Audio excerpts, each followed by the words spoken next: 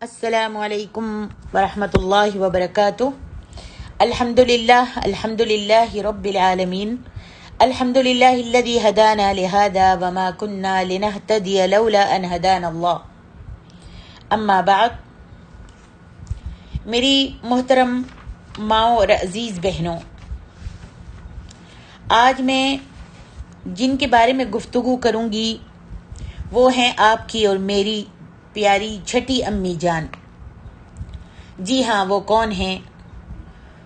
وہ دنیا جہان کی عورتوں کی ایک سردار، عمدہ رائے سے آراستہ اور ہمیشہ اللہ اور اس کے رسول کی رضا کے حصول کے لیے کوشاں رہنے والی۔ وہ کون ہیں جو نبی کریم صلی اللہ علیہ وسلم کے نزدیک ان کا مقام و مرتبہ بڑا بلند تھا۔ آپ ان کے گھر میں ایک دفعہ نماز پڑھ رہے تھے نبی صلی اللہ علیہ وسلم کہ یہ آیت نازل ہوئی، انما یرید اللہ لیذہب عنکم الرجس اہل البیت ویطہرکم تطہیرا۔ اللہ تو یہی چاہتا ہے کہ اے اہل بیت تم سے آلودگی کو ختم کر دے اور تمہیں اچھی طرح پاک کر دے۔ جی ہاں، وہ فقیہ صحابیات میں سے تھیں اور انہوں نے 378 احادیث روایت کرنے کا شرف حاصل کیا۔ یہ عالمہ، فاضلہ، قاریہ، فصاحت و بلاغت سے آراستہ ادیبہ تھیں اور ان سے بہت سے اقوال زرین منقول ہیں۔ جی ہاں، ان کا نام تھا ہند اور ام سلمہ ان کی کنیت تھی۔ قریش کے خاندان مخزوم سے ہیں۔ سلسلہ نسب یہ ہے: ہند بنت ابی امیہ، سہیل بن مغیرہ بن عبداللہ بن عمر بن مخزوم، اور والدہ جو تھیں وہ بنو فراز سے تھیں۔ ابو امیہ حضرت ام سلمہ کے والد مکہ کے مشہور مخیر اور فیاض تھے۔ سفر میں جاتے تو تمام قافلے والوں کی کفالت خود کرتے تھے، اسی لیے زاد الراکب کے لقب سے مشہور تھے۔ حضرت ام سلمہ نے انہی کے آغوش تربیت میں نہایت ناز و نعمت سے پرورش پائی تھی۔ عبداللہ بن عبد الاسد سے، جو زیادہ تر ابو سلمہ کے نام سے مشہور ہیں اور جو ام سلمہ کے چچا زاد اور آن حضرت صلی اللہ علیہ وآلہ وسلم کے رضاعی بھائی تھے، نکاح ہوا۔ آغاز نبوت میں اپنے شوہر کے ساتھ ایمان لے کر آئیں اور انہی کے ساتھ حبشہ کی طرف ہجرت کی۔ کچھ عرصہ حبشہ میں قیام کیا، لیکن جب وہاں دل نہ لگا تو مکے واپس آ گئے اور یہاں سے مدینہ ہجرت کی۔ ہجرت میں ان کو یہ فضیلت حاصل ہے کہ اہل سیر کے نزدیک وہ پہلی عورت ہیں جو ہجرت کر کے مدینہ میں آئیں۔ میری محترم ماں اور عزیز بہنوں، جب آپ مدینے کی طرف ہجرت کرنے لگیں تو ام المومنین ام سلمہ اپنی زبانی دوسری ہجرت کی دلچسپ اور دلاویز، ایمان افروز اور نور یقین سے معمور داستان بتاتی ہیں۔ اپنی داستان سناتے ہوئے بتاتی ہیں، جب ابو سلمہ نے مدینہ منورہ کی طرف روانگی کا عزم کیا تو انہوں نے مجھے اپنے اونٹ پر بٹھایا۔ میری گود میں میرا بیٹا سلمہ بھی تھا۔ جب بنو مغیرہ بن عبداللہ بن عمرو بن مخزوم کے آدمیوں نے ہمیں اونٹ پر سوار ہوتے ہوئے دیکھا تو وہ راستے میں کھڑے ہو گئے اور کہنے لگے کہ یہ کیا مذاق بنا رکھا ہے؟ تم ہماری بیٹی کو کبھی ادھر اور کبھی ادھر لیے پھرتے ہو، ہم تو تم کو اس کی اجازت نہیں دیں گے۔ یعنی ام سلمہ کے خاندان والوں نے کہا کہ ہم تم کو اس کی اجازت نہیں دیں گے، تم ہماری بیٹی کو کبھی ادھر اور کبھی ادھر لے جاتے ہو، تم نے اگر آوارہ گردی کرنی ہے تو اکیلے کرتے پھرو، ہم اسے تمہارے ساتھ جانے کی اجازت نہیں دیں گے۔ انہوں نے ابو سلمہ سے اونٹ کی نکیل پکڑی اور مجھے اپنے ساتھ لے گئے۔ یہ صورتحال دیکھ کر ابو سلمہ کا قبیلہ بنو عبد الاسد جو تھا وہ آگے بڑھا اور انہوں نے یہ کہتے ہوئے کہ ہم اپنا بیٹا اس خاتون کے پاس نہیں رہنے دیں گے۔ ام سلمہ کے پاس اپنا بیٹا جو ہے نہیں رہنے دیں گے، اور کہتی ہیں کہ سلمہ کو انہوں نے مجھ سے چھین لیا۔ یوں بنو عبد الاسد میرے بچے کو اپنے ساتھ لے گئے اور مجھے میرے قبیلے بنو مخزوم نے اپنے پاس روک لیا۔ میرا خاوند ابو سلمہ رضی اللہ عنہ اکیلے ہی مدینہ منورہ کے سفر پر روانہ ہو گئے۔ کافروں نے میرے خاوند اور میرے بیٹے کے درمیان جدائی ڈال دی۔ بیٹا وہ لے گئے اور مجھ کو میرے خاندان والوں نے پکڑ لیا، اور میرے شوہر جو تھے مدینہ چلے گئے، ہجرت کر لی۔ کہتی ہے میرا حال یہ ہو گیا کہ میں پل بھر میں اپنے خاوند اور پیارے لختے جگر سے جدا کر دی گئی۔ اس جدائی سے مجھ پر غم کے پہاڑ ٹوٹ پڑے۔ میں تقریباً 1 سال تک مدینہ میں اس جگہ صبح کے وقت آ کر بیٹھ جاتی تھی جہاں ہمارے گھر کا شیرازہ بکھرا تھا، یعنی جہاں ہم کو جدائی ہوئی تھی اس جگہ پر آن کر بیٹھ جاتی تھی، اور شام تک جدائی کے غم میں آہوازاری کرتی اور روتی تھی۔ میرا روزانہ کا یہی معمول تھا۔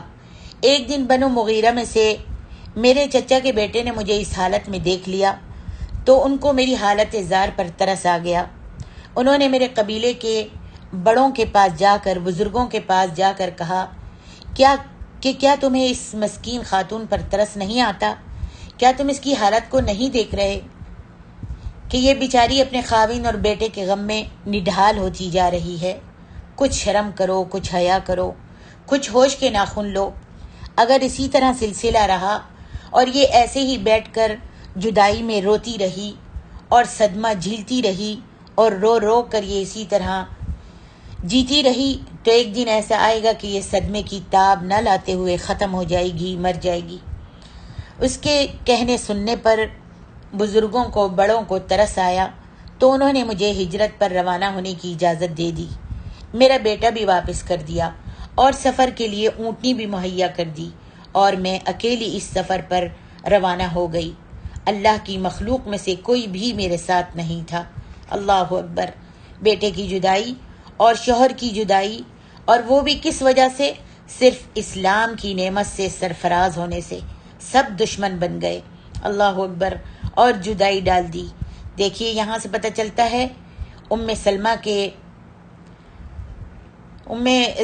کی جوان مردی اور ہمت اور اعلیٰ درجے کی وفاداری کا ثبوت یہاں سے پتہ چلتا ہے، جس سے پتہ چلتا ہے کہ جن لوگوں کو اللہ تعالیٰ نے اسلام کی نعمت سے سرفراز کیا وہ کس قدر عظیم لوگ تھے۔ حضرت ام سلمہ آگے فرماتی ہیں کہ جب میں مکہ سے ہوتے ہوئے مدینہ روانہ ہوئی، ابھی مقام تنعیم پر پہنچی تھی کہ وہاں عثمان بن طلحہ بن ابی طلحہ ملے، جو قبیلہ بنو عبد الدار میں سے تھے۔ انہوں نے مجھ سے کہا، ابو امیہ کی بیٹی کہاں جا رہی ہو؟ ابو امیہ ان کے والد بڑے مشہور تھے، اس لیے کہ بہت ہی سخاوت کرتے تھے اور بہت فیاض تھے، مشہور تھے۔ تو اس نے کہا، یہ بھی اسلام نہیں لائے تھا، عثمان بن طلحہ بن ابی طلحہ ابھی اسلام نہیں لائے تھے۔ جب انہوں نے دیکھا کہ ایک عورت اکیلی جا رہی ہے تو کہا، ابو امیہ کی بیٹی کہاں جا رہی ہو؟ کہتی ہیں میں نے کہا کہ میں مدینہ منورہ اپنے شوہر کے پاس جا رہی ہوں۔ اس نے کہا، آپ کے ساتھ کوئی بھی نہیں ہے؟ میں نے کہا، اللہ کی قسم میرے ساتھ اللہ اور اس ننھے بچے کے علاوہ کوئی بھی نہیں ہے۔ اس نے کہا، اللہ کی قسم آپ کو یوں ہی میں نہیں چھوڑ سکتا۔ پھر اس نے آگے بڑھ کر اونٹ کی نکیل پکڑ لی اور آگے چل پڑا۔ کہتی ہیں اللہ کی قسم سرزمین عرب میں میں نے اس سے بڑھ کر کبھی کسی شخص کو اس سے بڑھ کر معزز اور شریف النفس نہیں دیکھا۔ جب وہ کسی پڑاؤ پر پہنچتا تو اونٹ کو بٹھا کر خود دور چلا جاتا۔ جب میں اونٹ سے اتر جاتی تو وہ اونٹ کو پکڑ کر کسی درخت سے باندھ دیتا۔ میں کسی ایک درخت کے سائے میں بیٹھ جاتی تو وہ دوسرے درخت کے سائے میں آرام کرنے کے لیے لیٹ جاتا۔ جب روانگی کا وقت ہوتا تو وہ اونٹ کو پکڑ کر میرے پاس لا کر بٹھا دیتا اور خود دور ہٹ کر کھڑا ہو جاتا اور مجھے کہتا کہ اونٹ پر سوار ہو جاؤ۔ جب میں اونٹ پر سوار ہو جاتی تو وہ اس کی نکیل پکڑ کر پیدل چل پڑتا۔ وہ سارے سفر کے دوران اسی طرح کرتا رہا، یہاں تک کہ مجھے مدینہ اس نے پہنچا دیا۔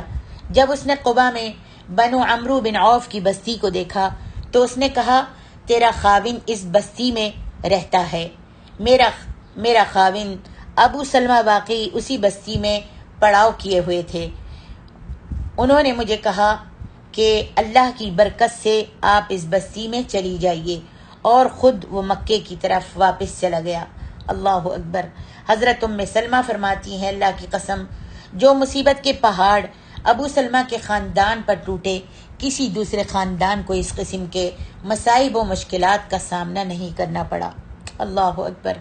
حضرت ام سلمہ کے بارے میں یہ کہا جاتا ہے کہ وہ مدینہ منورہ کی طرف سوار ہو کر ہجرت کرنے والی پہلی خاتون تھیں۔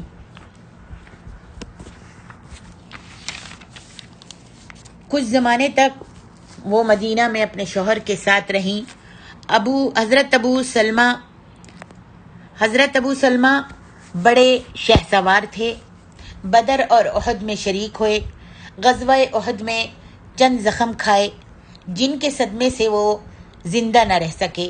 جمادی الثانی سن 4 ہجری میں ان کا زخم پھٹا اور اسی صدمے سے ان کی وفات ہو گئی۔ حضرت ام سلمہ رضی اللہ عنہا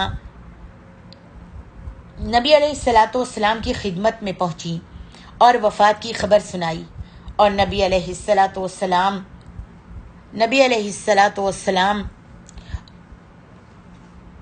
خود ان کے مکان پر تشریف لائے۔ اور حضرت ام سلمہ کہتی ہیں کہ ابو سلمہ کی آنکھیں کھلی رہ گئی تھیں۔ نبی علیہ السلام نے اپنے ہاتھ مبارک سے ان کی آنکھوں کو بند کیا، پھر ان کے حق میں دعا کی اور نماز جنازہ پڑھائی، اور ان کی نماز جنازہ کے دوران آپ نے 9 تکبیریں کہیں۔ صحابہ نے عرض کی یا رسول اللہ صلی اللہ علیہ وسلم، کیا آپ سے سہو ہوا ہے یا آپ کو کوئی دوسرا حکم آیا ہے یا آپ بھول گئے ہیں؟ آپ نے فرمایا نہ مجھ سے سہو ہوا ہے اور نہ ہی میں بھولا ہوں۔ اگر میں ابو سلمہ کی نماز جنازہ میں 1000 تکبیریں بھی کہتا تو یہ اس کا حق ہے۔ حقیقت یہ ہے کہ ابو سلمہ بڑے پرہیزگار تھے۔ یہ ان عظیم المرتبت لوگوں میں سے تھے جو زندگی کی حقیقت جانتے تھے۔ انہوں نے اپنی بیوی ام سلمہ کو ایک ایسی وصیت کی جس نے ان کو عورتوں کی سردار بنا دیا، بلکہ انہیں ام المومنین بننے کا اعزاز حاصل ہوا۔ ان کا ام المومنین کے درجے پر فائز ہونا واقعی قابل رشک اعزاز تھا، قابل اعتماد۔ تاریخی کتابوں میں یہ بات بیان ہوتی ہے کہ ایک دفعہ ام سلمہ رضی اللہ عنہا نے اپنے سرتاج ابو سلمہ سے کہا جب وہ زندہ تھے، مجھے یہ پتہ چلا ہے کہ جس عورت کا خاوند فوت ہو جائے اور وہ جنتی ہو، اور عورت اس کے فوت ہو جانے کے بعد شادی نہ کرے تو جنت میں اللہ تعالیٰ پھر ان کو اکٹھا کر دے گا۔ آئیے ہم وعدہ کرتے ہیں اگر میں آپ سے پہلے مر جاؤں تو آپ شادی نہیں کرو گے، اور اگر تم پہلے مر گئے تو میں شادی نہیں کروں گی۔ یہ سن کر حضرت ابو سلمہ رضی اللہ عنہ نے فرمایا کیا تم میری بات مانو گی؟ ام سلمہ نے کہا ہاں ضرور۔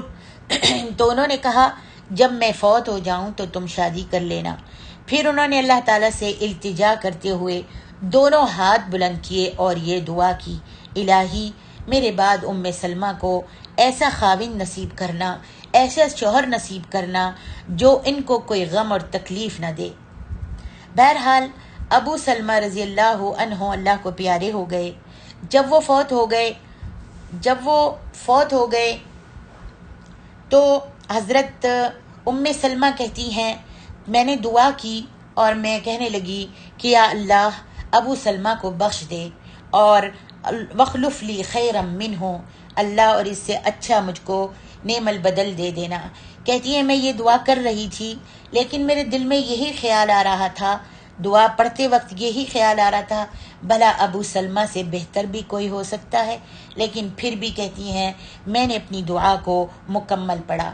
نئی تاریخی دستاویزات، سیرت کی کتابوں اور طبقات پر مشتمل کتابوں میں اس مبارک شادی کی تفصیلات کچھ اس طرح بیان ہوئی ہیں کہ جب حضرت ام سلمہ رضی اللہ عنہ کی عدت پوری ہوئی تو حضرت ابو بکر صدیق رضی اللہ عنہ نے شادی کا پیغام بھیجا۔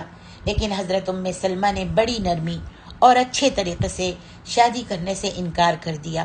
پھر حضرت عمر فاروق نے شادی کا پیغام بھیجا تو انہیں بھی یہی جواب دیا کہ میں عمر رسیدہ ہوں اور میرے چھوٹے چھوٹے بچے ہیں، لہٰذا میں معذرت چاہتی ہوں۔ اس کے بعد آپ کے اور میرے پیارے نبی صلی اللہ علیہ وسلم نے شادی کا پیغام دیا تو سر سے پاؤں تک مسرت و شادمانی سے سرشار ہو گئیں۔ کہنے لگیں کہ رسول اللہ صلی اللہ علیہ وسلم کی شریک حیات بننا کتنے بڑے اعزاز کی بات ہے، ام المومنین کی فہرست میں شامل ہونا کتنی خوش نصیبی ہے۔ لیکن ساتھ ہی یہ خیال بھی آیا کہ آپ کے نکاح میں آپ کے پاس پہلے سے حضرت عائشہ صدیقہ اور حفصہ موجود ہیں اور دونوں نوجوان ہیں، جبکہ میں عمر رسیدہ ہوں۔ یہ خیال آتی ہی انہوں نے نبی صلی اللہ علیہ وسلم کی خدمت میں یہ پیغام بھیجا کہ آپ کا پیغام مجھے مل گیا ہے، یہ اعزاز میری خوشبختی ہے، لیکن میں غصے والی اور عمر رسیدہ اور کثیر العیال عورت ہوں اور میرے چھوٹے چھوٹے بچے بھی ہیں۔ مزید یہ کہ میرے ورثہ میں ان کی دیکھ بھال کرنے والا کوئی بھی نہیں ہے۔ نبی علیہ السلام نے حضرت ام سلمہ کا پیغام سن کر ارشاد فرمایا، جہاں تک آپ کے غصے کا معاملہ ہے تو میں اللہ کے حضور دعا کروں گا جس سے آپ کی طبیعت کی یہ کیفیت بدل جائے گی۔ جہاں تک آپ کے عمر رسیدہ ہونے کا تعلق ہے، بڑی عمر کا تعلق ہے، تو میری عمر آپ سے زیادہ ہے، اور جہاں تک بچوں کا تعلق ہے تو وہ اللہ اور اس کے رسول کی کفالت میں آ جائیں گے۔ یہ باتیں سن کر انہوں نے اپنے بیٹے سے کہا، چلو اٹھو، میرا نکاح نبی صلی اللہ علیہ وسلم سے کر دو۔ یہ مبارک شادی ماہ شوال 4 ہجری میں ہوئی۔ اللہ اکبر، سبحان اللہ۔ نبی صلی اللہ علیہ وسلم کو حضرت ام سلمہ سے بڑی محبت تھی، آپ بہت ہی ان کی قدر اور ان کا خیال رکھتے تھے۔ آئیے، کیا خیال ہے کہ اب ہم خانہ نبوی میں نبی علیہ السلام کے گھر میں حضرت ام سلمہ کے ابتدائی لمحات کا مشاہدہ کریں؟ کیا خیال ہے آپ کا؟ ہاں، تو مشاہدہ کرتے ہیں۔ ابتدائی لمحات ہی میں نبی علیہ السلام کے گھر میں ام سلمہ نے گھریلو کام کاج کرنا شروع کر دیا۔ عبداللہ بن حطب کہتے ہیں کہ سرزمین عرب کی یہ بیوہ خاتون جو حضرت ام سلمہ رضی اللہ عنہا سید المسلمین رسول اقدس صلی اللہ علیہ وآلہ وسلم کے گھر مغرب کے وقت دلہن کے روپ میں داخل ہوئیں اور رات کے آخری حصے میں وہ چکی پر آٹا پیس رہی تھیں۔ نبی علیہ السلام نے ان کو 2 چکیاں اور 1 گھڑا اور چمڑے کا تکیا جس میں خرمے کی چھال بھری ہوئی تھی عنایت فرمایا تھا۔ یہی سامان اور بیویوں کو بھی نبی علیہ السلام نے دیا تھا۔ بہت حیادار تھیں ام سلمہ۔ ابتداً جب نبی صلی اللہ علیہ وسلم مکان پر تشریف لاتے تو حضرت ام سلمہ فرط غیرت سے اپنی بیٹی زینب کو گود میں بٹھا لیتی، آپ یہ دیکھ کر واپس چلے جاتے۔ حضرت عمار بن یاسر کو جب حضرت ام سلمہ کے جو رضائی بھائی تھے، عمار بن یاسر، جب ان کو معلوم ہوا تو وہ تھوڑے سے ناراض ہوئے اور انہوں نے آن کر ان کی لڑکی کے لیے ایک انا کا، ایک دایا کا بندوبست کر دیا۔ لیکن آہستہ آہستہ بعد میں یہ بات کم ہوتی گئی، یعنی ان کی حیا اور ان کی غیرت جو تھی وہ تھوڑی کم ہوتی گئی، اور جس طرح دوسری بیویاں رہتی تھیں وہ بھی رہنے لگیں۔ نبی علیہ السلام کو ان سے بہت محبت تھی۔ یہی وجہ ہے کہ ایک دفعہ جب تمام ازواج مطہرات کو حضرت عائشہ کے حضور کی خدمت میں کچھ عرض کرنا تھا، تمام ازواج مطہرات کو نبی صلی اللہ علیہ وسلم کی خدمت میں کچھ بات کرنی تھی، تو انہوں نے حضرت ام سلمہ ہی کو اپنا سفیر بنا کر نبی علیہ السلام کی خدمت میں بھیجا۔ صحیح بخاری میں ہے کہ ازواج مطہرات کے 2 گروہ تھے، ایک میں حضرت عائشہ، حفصہ، سودا شامل تھیں، اور دوسرے میں حضرت ام سلمہ اور باقی ازواج تھیں۔ حضرت صلی اللہ علیہ وسلم حضرت عائشہ کو زیادہ محبوب رکھتے تھے، اس لیے لوگ انہی کی باری میں جب نبی صلی اللہ علیہ وسلم ان کے گھر ہوتے تھے حضرت عائشہ کے تو انہی کی باری میں ہدیے بھیجتے تھے۔ حضرت ام سلمہ کی جماعت نے ان سے کہا، یعنی ازواج مطہرات نے ام سلمہ سے کہا حضرت عائشہ کی طرح ہم بھی سب کی بھلائی کے خواہاں ہیں، اس بنا پر نبی علیہ الصلوۃ والسلام جس کے مکان میں بھی ہوں لوگوں کو ہدیہ بھیجنا چاہیے۔ حضرت ام سلمہ نے آپ سے یہ شکایت کی تو آپ نے 2 مرتبہ پہلے تو اعراض فرمایا، چپ رہے، تیسری مرتبہ کہا ام سلمہ عائشہ کے معاملے میں مجھے اذیت مت پہنچاؤ، کیونکہ ان کے سوا تم میں کوئی بیوی ایسی نہیں ہے جن کے لحاف میں میرے پاس وحی آئی ہو۔ حضرت ام سلمہ نے کہا اتوب الی اللہ عز وجل، یا رسول اللہ صلی اللہ علیہ وسلم میں آپ کے اذیت پہنچانے سے اللہ کی پناہ مانگتی ہوں۔ حضرت ام سلمہ نبی علیہ الصلوۃ والسلام کے آرام کا بہت خیال رکھتی تھیں۔ حضرت سفینہ جو نبی علیہ الصلوۃ والسلام کے مشہور غلام ہیں، دراصل حضرت ام سلمہ کے غلام تھے۔ ان کو ام سلمہ نے آزاد کیا تو یہ شرط رکھی کہ جب تک نبی صلی اللہ علیہ وسلم زندہ رہیں تم پر ان کی خدمت جو ہے وہ لازمی ہوگی۔ اللہ اکبر۔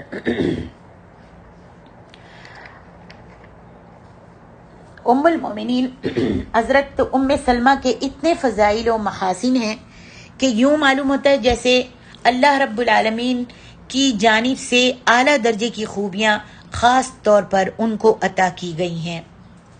ایک دفعہ ایسے ہوا کہ غزوہ بنو قریظہ میں نبی علیہ الصلوۃ والسلام نے بنو قریظہ کے یہودیوں کو ان کی بے اعتدالی کی وجہ سے قلعہ بند کر دیا، بنو قریظہ کو قلعے میں بند کر دیا اور یہ حکم دیا کہ جب تک اللہ اور رسول کا حکم نہ ہو ان کو قلعے سے باہر نکلنے کی اجازت نہ دی جائے۔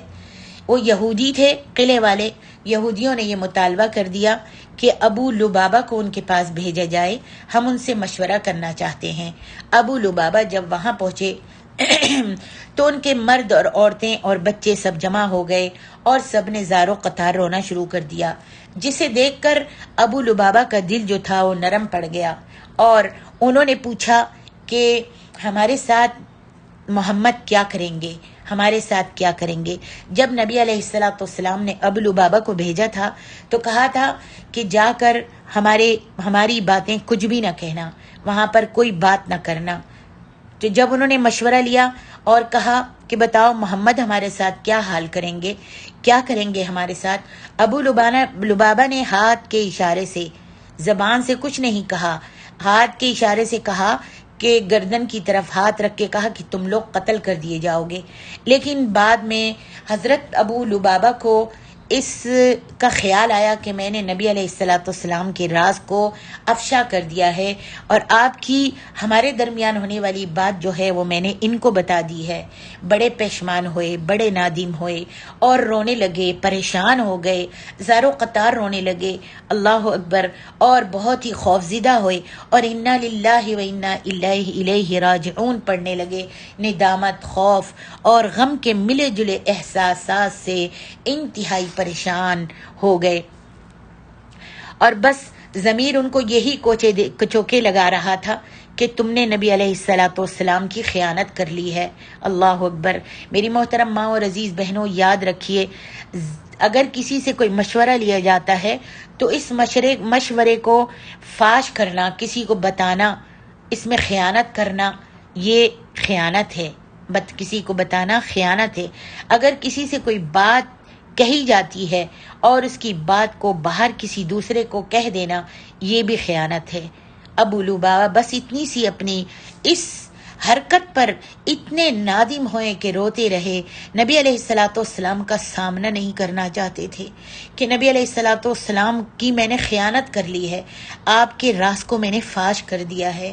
آپ فوراً ہی آئے حرم شریف مسجد نبوی میں اور وضو کیا اور وضو کر کے آپ نے اپنے آپ کو رسیوں کے ساتھ ایک ستون میں باندھ لیا، مدینے کے ستون کے ساتھ، مسجد نبوی کے ستون کے ساتھ اپنے آپ کو باندھ لیا۔ ایک ہفتہ ایسے ہی گزر گیا ایک ہفتہ ایسے ہی گزر گیا اور جب ان کو کوئی حاجت ہوتی، نماز کی حاجت ہوتی یا حمام کی حاجت ہوتی تو ان کے بچے آن کے ان کو کھول دیتے اور ان کو اپنی حاجت پوری کر کے نماز پڑھ کے پھر ان کو باندھ دیا جاتا اور وہ اپنے آپ کو بندوا لیتے۔ اللہ اکبر۔ اسی حالت میں ان کا 1 ہفتے سے زیادہ گزر گیا اور ابو لبابہ کی نیند اور کھانا پینا سب حرام ہوا تھا۔ انہوں نے بس اسی غم میں اپنے آپ کو باندھ لیا کہ میں نے نبی کی صلی اللہ علیہ وسلم کی خیانت کی ہے۔ ایک دن نبی علیہ السلام حضرت ام سلمہ کے مکان میں تشریف فرما تھے کہ جب صبح کو اٹھے تو صبح کو مسکراتے ہوئے اٹھے، تو حضرت ام سلمہ نے کہا خدا آپ کو ہمیشہ ہنستا رکھے، اس وقت ہنسنے کا کیا مطلب ہے؟ فرمایا ابو لبابہ کی توبہ قبول ہو گئی ہے۔ عرض کی تو کیا میں ان کو یہ خوشخبری سنا دوں؟ حضرت ام سلمہ نے کہا یا رسول اللہ، کیا میں ان کو یہ خوشخبری سنا دوں؟ فرمایا اگر چاہتی ہو تو سنا دو۔ حضرت ام سلمہ اپنے حجرے کے دروازے پر کھڑی ہوئیں اور پکار کر کہا ابو لبابہ مبارک ہو، تمہاری توبہ قبول ہو گئی۔ اس آواز کا کانوں میں پڑنا تھا کہ تمام لوگ جوق در جوق مبارکی دینے کے لیے چلتے چلے آئے۔ اللہ اکبر۔ اور وہ آیتیں جو سورۃ توبہ میں اللہ تعالیٰ نے ان کی برات میں ان کی توبہ قبول کرنے میں اتاری تھیں، وہ تھیں وَآخَرُونَ اعْتَرَفُوا بِذُنُوبِهِمْ خَلَطُوا عَمَلًا صَالِحًا وَآخَرَ سَيِّئًا عَسَى اللَّهُ أَن يَتُوبَ عَلَيْهِمْ إِنَّ اللَّهَ غَفُورٌ رَحِيمٌ۔ اللہ اکبر۔ لوگ سارے صحابہ دوڑے چلے آئے اور ان کی رسیوں کو کھولنے لگے۔ ابو لبابہ نے کہا میری رسیوں کو کوئی بھی نہ کھولے، میں چاہتا ہوں کہ نبی علیہ السلام میری رسی کو کھولیں اور مجھ کو اپنے ہاتھ سے وہ بری کریں۔ نبی علیہ السلام جب فجر کی نماز پڑھنے کے لیے آئے اور آپ جب اس طرف سے گزرنے لگے تو آپ نے حضرت ابو لبابہ کی رسیوں کو کھول دیا اور کہا ابو لبابہ خوش ہو جاؤ، تیری توبہ اللہ تبارک و تعالی نے قبول فرما لی ہے۔ اللہ اکبر، اللہ اکبر، سبحان اللہ بحمدہ، سبحان اللہ العظیم۔ جتنے بھی صحابہ موحدین تھے اللہ کے گھروں میں اس آیت کی تلاوت کرنے لگے جو ابو لبابہ کی بریت اور رہائی کے بارے میں نازل ہوئی تھیں۔ سبحان اللہ۔ اور اسی طریقے سے غزوہ تبوک میں 3 صحابہ کرام لشکر سے پیچھے جو رہ گئے تھے وہ تھے کعب بن مالک، ہلال بن امیہ اور مرارہ بن ربیع رضی اللہ عنہم۔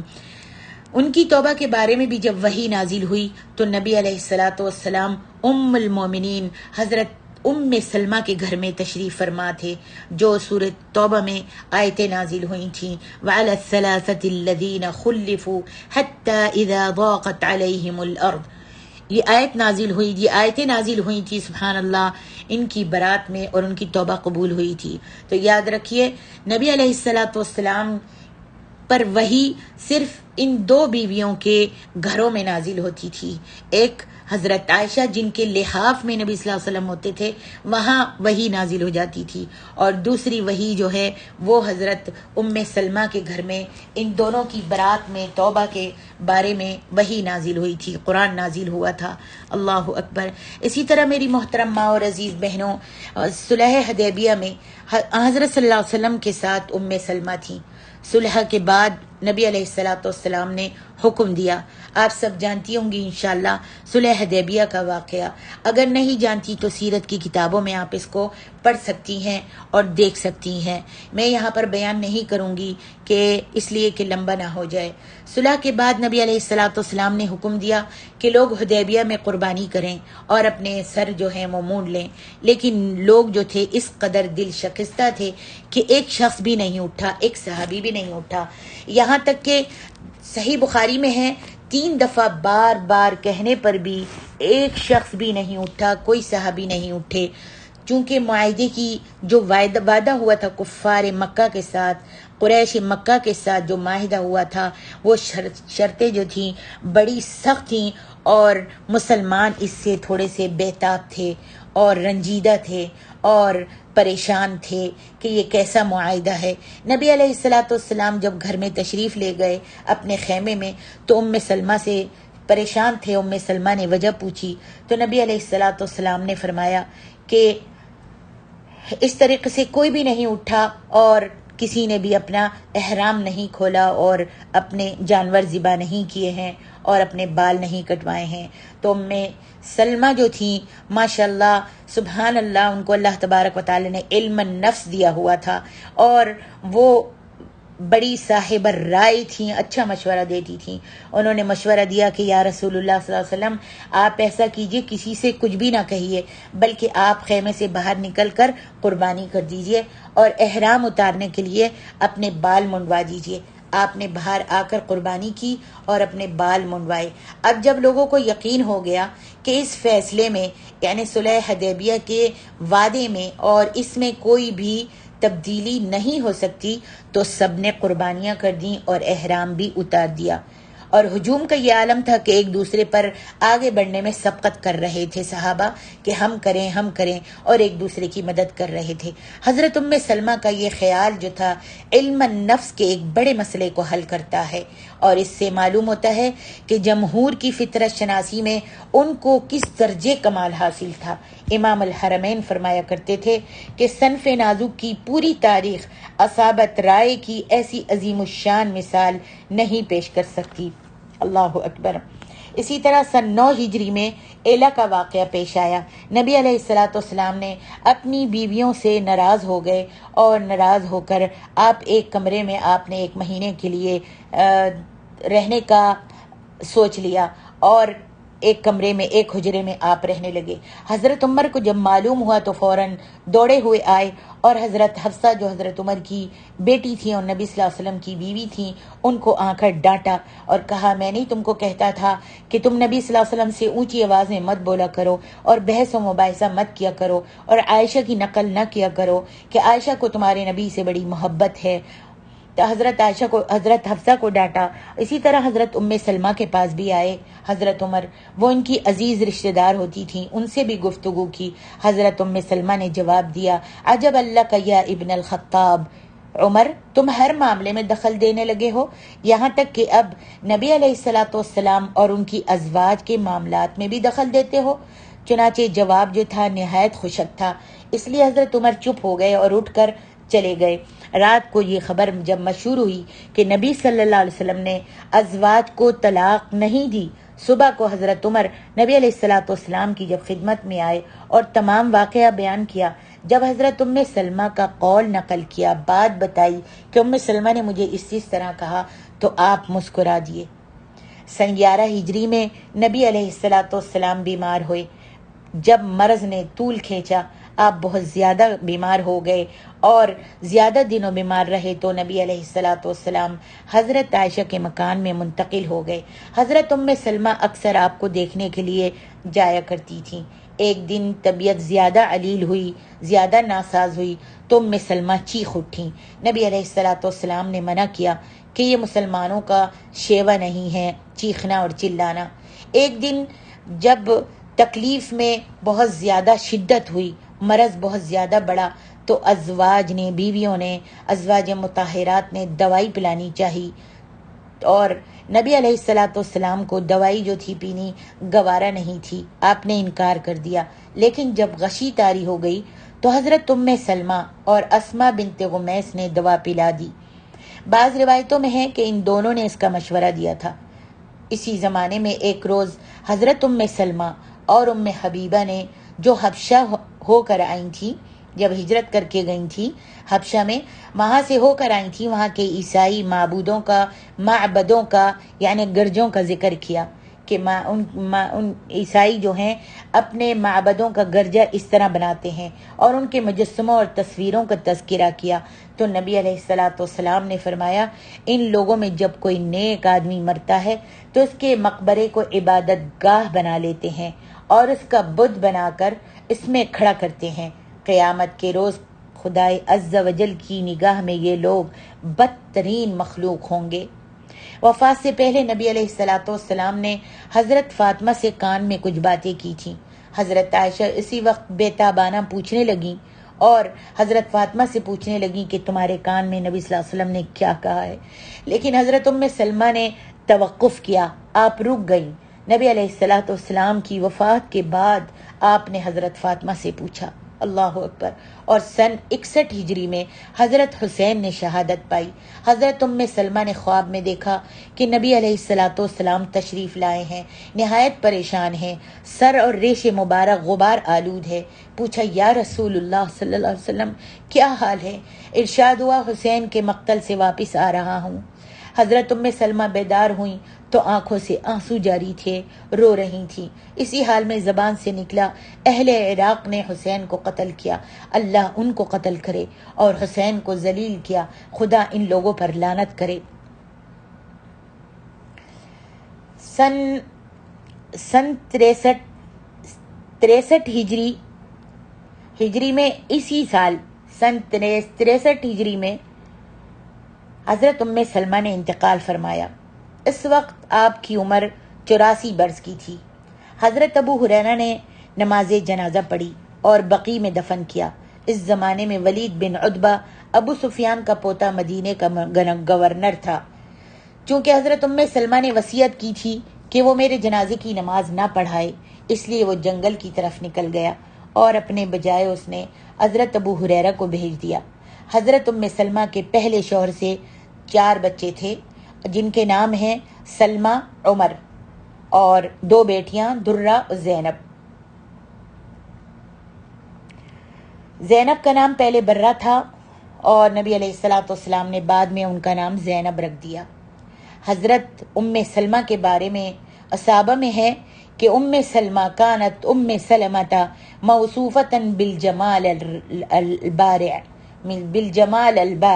حضرت ام سلمہ نہایت حسین تھیں، اور ان کے بارے میں آتا ہے کہ ام سلمہ کے بال بھی نہایت گھنے تھے۔ ان کے فضل و کمال کیا تھے! علمی حیثیت سے اگرچہ تمام ازواج مطہرات بلند مرتبہ تھیں، تاہم حضرت عائشہ اور حضرت ام سلمہ کا ان میں کوئی جواب نہیں تھا۔ چنانچہ محمود بن لبید کہتے ہیں کان ازواج النبی صلی اللہ علیہ وسلم یحفظن من حدیث النبی صلی اللہ علیہ وسلم کثیرا ولا مثلا لعائشہ و ام سلمہ۔ حضرت کی ازواج احادیث کا مخزن تھیں، اللہ اکبر، تاہم عائشہ اور ام سلمہ کا ان میں کوئی بھی مد مقابل نہیں تھا۔ عائشہ اور ام سلمہ کے مقابل حدیثوں کا کوئی بھی مخزن نہیں تھا، یعنی جتنی حضرت عائشہ ام سلمہ کو حدیثیں یاد تھیں اور یہ احادیث کا مخزن تھیں، ان کے پاس اتنا خزانہ تھا احادیث کا کہ اور بیویوں کے پاس اتنا نہیں تھا۔ مروان بن حکم ان سے مسائل دریافت کرتا اور اعلانیہ کہتا تھا کیف نسأل احدا وفینا ازواج النبی صلی اللہ علیہ وسلم۔ حضرت صلی اللہ علیہ وسلم کی ازواج کے ہوتے ہوئے ہم دوسروں سے کیسے مسائل پوچھیں؟ حضرت ابو ہریرہ اور حضرت ابن عباس دریائے علم کے ہونے کے باوجود ان کے دریائے فیض سے مستغنا نہیں تھے۔ اللہ اکبر! آپ قرآن بہت اچھا پڑھتی تھیں، نبی صلی اللہ علیہ وسلم کے طرز پر قرآن پڑھ سکتی تھیں۔ ایک مرتبہ کسی نے پوچھا کہ نبی علیہ الصلوۃ والسلام کیسے قرات کرتے تھے؟ کہنے لگی ایک ایک آیت الگ الگ کر کے پڑھتے تھے۔ اس کے بعد انہوں نے خود قرآن کی تلاوت کر کے بتایا۔ حدیث میں حضرت عائشہ کے سوا ان کا کوئی بھی حریف نہیں تھا۔ ان سے 378 روایتیں مروی ہیں۔ اس بنا پر وہ محدثین صحابہ کے تیسرے طبقے میں شامل ہیں۔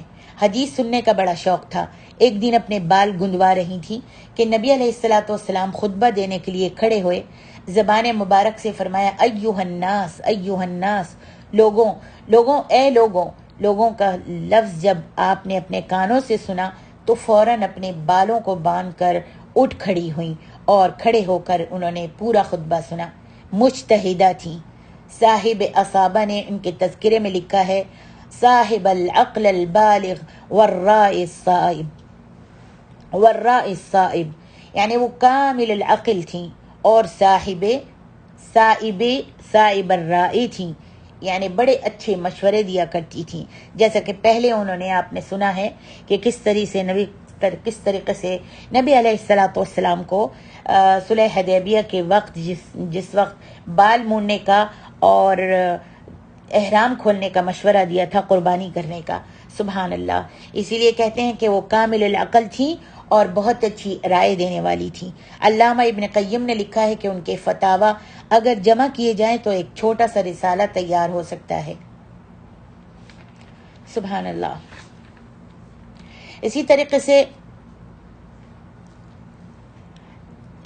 سے ایک مرتبہ چند صحابہ نے دریافت کیا کہ نبی علیہ الصلوۃ والسلام کی اندرونی زندگی کے متعلق کچھ ارشاد فرمائیے، کچھ بتائیے کہ کیسی تھی آپ کی اندرونی زندگی، یعنی آپ سب کے ساتھ جب گھروں میں رہتے تھے تو آپ کی اندرونی زندگی کیسی تھی؟ فرمایا آپ کا ظاہر و باطن یکساں تھا۔ نبی علیہ الصلوۃ والسلام جب تشریف لائے تو آپ سے واقعہ بیان کیا کہ یہ لوگ یہ پوچھ رہے تھے، فرمایا تم نے بہت ہی اچھا کیا۔ حضرت ام سلمہ صاف جواب دیتی تھیں اور کوشش کرتی تھیں کہ سائل کو تشفی ہو جائے۔ اسی طرح حضرت ام سلمہ سے جن لوگوں نے علم حدیث حاصل کیا ان کی ایک بہت بڑی جماعت ہے جو طول کی وجہ سے یہاں ہم بیان نہیں کریں گے۔ حضرت ام سلمہ نہایت زاہدانہ زندگی بسر کرتی تھیں۔ ایک مرتبہ ایک ہار پہنا ہوا تھا جس میں سونا ملا ہوا تھا، سونے کا کچھ حصہ تھا۔ نبی علیہ الصلوۃ والسلام نے اعراض کیا، آپ کو ذرا اچھا نہیں لگا؟ تو حضرت ام سلمہ نے اس ہار کو توڑ ڈالا۔ ہر مہینے میں 3 دن روزے رکھا کرتی تھی، ثواب کی متلاشی رہتی تھی۔ ان کے پہلے شوہر کی اولاد ان کے ساتھ تھی اور وہ نہایت عمدگی سے ان کی پرورش کرتی تھیں، ادب سکھاتی تھیں اور نبی علیہ الصلوۃ والسلام کی محبت کے بارے میں بتاتی تھیں۔ اس بنا پر نبی علیہ الصلوۃ والسلام سے انہوں نے پوچھا، ام سلمہ نے، کہ مجھ کو اپنی اولاد کی تربیت کا کچھ ثواب ملے گا؟ آپ نے فرمایا ہاں، کیوں نہیں ملے گا، ضرور ملے گا۔ سبحان اللہ۔ اسی طرح امر بالمعروف اور نہی عن المنکر کی بھی بڑی پابند تھیں۔ ایک دن ان کے بھتیجے نے 2 رکعت نماز پڑھی، چونکہ سجدہ گاہ جو تھی غبار آلود تھی، مٹی تھی، غبار تھا سجدے کی جگہ میں، وہ سجدہ کرتے وقت مٹی جھاڑتے تھے۔ حضرت ام سلمہ نے روکا کہ یہ فعل نبی علیہ الصلوۃ والسلام کی روش کے خلاف ہے۔ نبی صلی اللہ علیہ وسلم کے غلام نے ایک دفعہ ایسا کیا تھا تو آپ نے فرمایا تھا، تیرا چہرہ خدا کی راہ میں غبار آلود ہو۔ فیاض تھیں اور دوسروں کو بھی فیاضی کی طرف مائل کرتی تھیں۔ ایک دفعہ حضرت عبد الرحمن بن عوف نے آ کر کہا، اماں میرے پاس اس قدر مال جمع ہو گیا ہے کہ اب بربادی کا خوف ہے۔ فرمایا بیٹا اس کو خرچ کر دو۔ نبی علیہ الصلوۃ والسلام نے فرمایا ہے کہ بہت سے صحابہ ایسے ہیں جو مجھ کو میری موت کے بعد پھر کبھی نہیں دیکھیں گے۔ نبی علیہ الصلوۃ والسلام سے ان کو بڑی محبت تھی، نبی صلی اللہ علیہ وسلم سے حضرت ام سلمہ کو بڑی محبت تھی۔ اس کا اثر یہ تھا کہ انہوں نے نبی صلی اللہ علیہ وسلم کے کچھ بال تبرکن اپنے پاس رکھے ہوئے تھے جن کی وہ لوگوں کو زیارت کراتی تھیں۔ نبی علیہ الصلوۃ والسلام کو بھی ان سے بڑی محبت تھی۔ ایک مرتبہ حضرت ام سلمہ نے نبی علیہ الصلوۃ والسلام سے کہا کہ یا رسول اللہ صلی اللہ علیہ وسلم، اس کا کیا سبب ہے کہ ہمارا قرآن میں ذکر نہیں؟ تو نبی علیہ یعنی عورتوں کا قرآن میں کہیں ذکر نہیں۔ تو آپ ممبر پر تشریف لے گئے اور آپ نے یہ آیت پڑھی، ان المسلمین والمسلمات والمؤمنین والمؤمنات والقانتین والقانتات والصادقین والصادقات، یہ پوری آپ نے آیت تلاوت کی اور آخر میں اعد اللہ لہم مغفرۃ واجرا عظیما، یعنی مسلمان مرد اور مسلمان عورتیں، مومن مرد مومن عورتیں، فرمانبردار مرد فرمانبردار عورتیں، سچ بولنے والے مرد سچ بولنے والی عورتیں، ان سب کا ذکر کر کے فرمایا کہ یہ سارے جتنے بھی ہیں یہ صفتیں رکھنے والے سب کے لیے اللہ رب العالمین نے جنت کا وعدہ کیا ہے، مغفرتاً ان کے لیے بخشش کا وعدہ کیا ہے اور اجر عظیم کا ان کے لیے وعدہ کیا ہے۔ سبحان اللہ۔ میری محترم ماں اور عزیز بہنوں، اللہ تبارک و تعالیٰ سے دعا کرتے ہیں کہ اللہ ان سے راضی ہو اور وہ اپنے اللہ سے راضی ہوں۔ اللہ اکبر کبیرہ۔